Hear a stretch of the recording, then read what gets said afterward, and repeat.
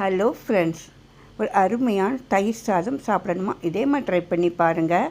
நம்ம லஞ்சு டப்பாவுக்கு கூட இதே மாதிரி கட்டி அனுப்பி பாருங்கள். வேறு லெவல் டேஸ்ட்டில் இருக்கும். ரொம்ப ட்ரையாகவும் இருக்காது, அதே மாதிரி ரொம்ப தண்ணியாகவும் இருக்காது.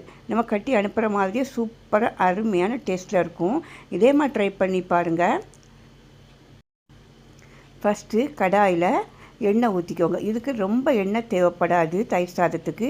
ஏன்னா தயிர்லேயே நம்மளுக்கு நல்லா அது பட்டரியாக தான் இருக்கும். அதனால் ரொம்ப எண்ணெய் ஊற்றாதீங்க. கடுகு உளுந்தம்பருப்பு போட்டு தாளிச்சிக்கோங்க ஃபஸ்ட்டு. அது கடுகும் உளுந்தம்பருப்பு நல்லா பொரிஞ்சு வரட்டும். அப்போ தான் அதோட டேஸ்ட்டு மணமும் நல்லாயிருக்கும். காஞ்ச மிளகாயும் அதில் கீறி போட்டுக்கோங்க. கடுகு பொரிஞ்சு வரட்டும். வந்ததுக்கு அப்புறமா அதில் காஞ்ச மிளகாயும் போட்டிருக்கோம்ல, அதுக்கப்புறமா கருவேப்பிலை போட்டுக்கோங்க. பொடிசாக கட் பண்ணால் கருவேப்பிலை போட்டுக்கோங்க.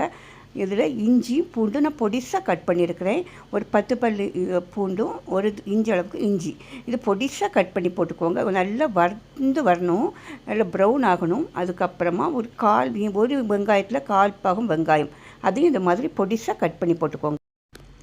இஞ்சி பூண்டு வெங்காயம் எல்லாம் நல்லா வறுப்பட்டு வரணும், கரிஞ்சிடக்கூடாது. இஞ்சி பூண்டோட பச்சை ஸ்மெல்லாம் போயிடணும். அப்புறமா அதோடு சேர்த்து உப்பும் போட்டுக்கோங்க. இப்போமே எல்லாம் போட்டு நல்லா மிக்ஸ் ஆகி வரட்டும். ப்ரௌன் ஆனதுக்கப்புறமா அதை கேஸை அப்படியே ஆஃப் பண்ணி வச்சுக்கோங்க.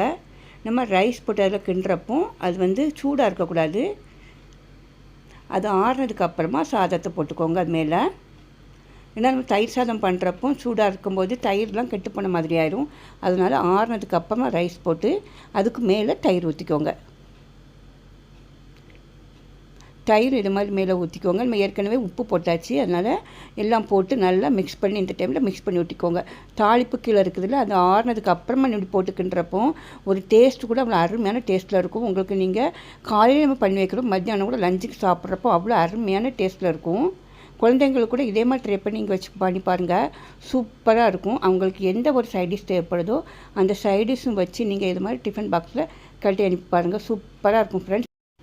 குழந்தைங்க ஃப்ரூட்ஸ் கூட வச்சு சாப்பிடுவாங்க. இதுக்கு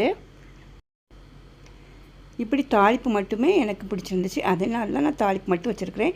ஃப்ரூட்ஸ் தேவைப்பட்டுச்சுன்னா அது கூட நீங்கள் குழந்தைங்களுக்கு வச்சு அனுப்புங்க.